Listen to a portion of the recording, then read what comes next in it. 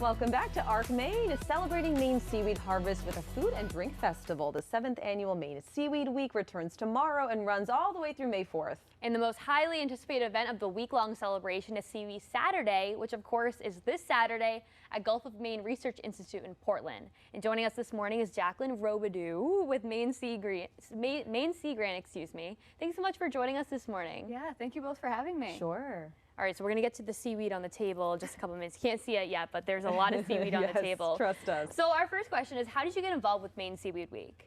I got involved with Maine Seaweed Week the first year that it started, which was 2018.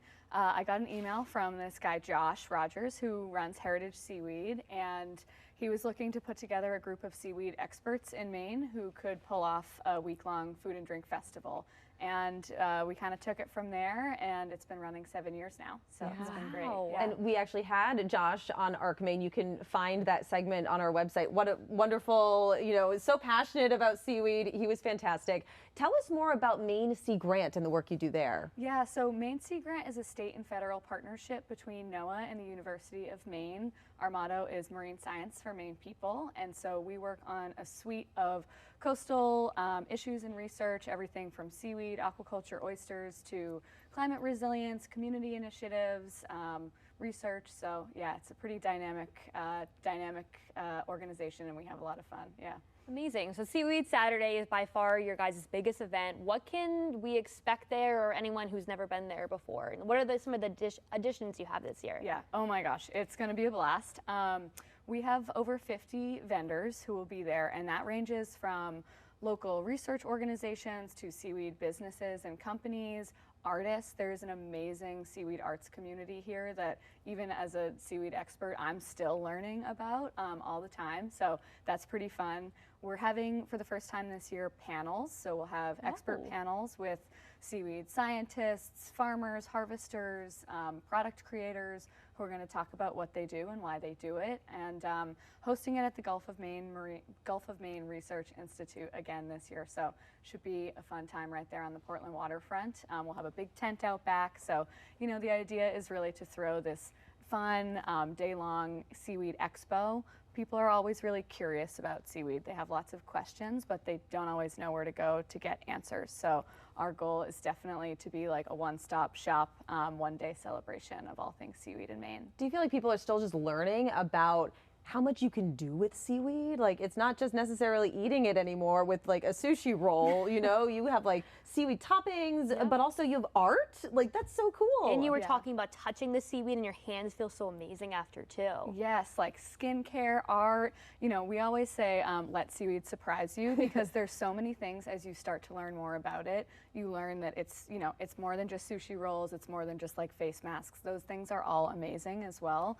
So there's just so many uses for it in ways that would really surprise a lot of people, whether that's pet food, home and garden, animal care, the list goes on and on. It's just such an amazing resource that we have right here in our backyard. Oh, amazing. And you have a bunch on the table right here too. Yeah, tell us about that. Yeah, can I pick it up? Please okay, do. cool, because I feel like you got to show it off. See, I kind of want to pick it up. Beautiful, it's a yeah. whole big leaf. There's a few big leaves in here. Oh my gosh. I brought some to share. This is great. Yeah, you can see, it's like gorgeous, translucent. Ooh, it's a little slimy. Coming right out of Portland it. Harbor. So this is sugar kelp. This is the type of seaweed that we're mostly farming here in the state of Maine. And there's like a design in the Yeah, middle. It's very durable. Yeah, little like ruffles and stuff. It's beautiful. So you can kind of feel how it has like a little bit of that resilience. Yes. And part of that is what makes seaweed so great in all of these food products and skincare applications, as well as art. I'm sure the artists out there are looking at this like, wow, look at those translucent properties. You can press it kind of like a flower, so it has some really not cool drippy. features. Not too much. Not too bad. Yeah, That's amazing. So let's talk about maybe some other aspects of Seaweed Week. What else can people kind of explore? It sounds like there's like something almost every day going on. There is a lot going on. Goal here is that there's something seaweedy every day that people can really dive into. So during the week, we'll have obviously kicking it off with Seaweed Saturday, but there's also seaweed identification walks. So if folks are curious to get out onto the beach, learn what they're looking at when they're walking around, that's a great activity. We have 3 of those running during the week. We also have a film premiere that I'm really excited about, showcasing some aquaculture apprentices who have been working on seaweed, oyster, and shellfish farms around the state. So really excited about that event. And a number of just like seaweed cooking demos. There's a seaweed rowing, and these are happening all over the state as well. So another example would be the town of Ellsworth is putting on a big Seaweed Saturday walk on the Saturday after, so May 3rd, and folks will be out, you know, art exhibits, all kinds of things. Yeah, I think there's over 20 events that we have at this point. Wow, that's crazy. Yeah. So obviously you said you harvested this morning. Can you talk a little bit about maybe how you got into seaweed farming? Yeah. Where this journey all began. Yeah, so I was studying marine biology at the University of New Hampshire, and I think like many 18-year-olds who go into studying marine biology, I thought I would study like whales or penguins or sharks, and I took this seaweed class and I was totally smitten with it.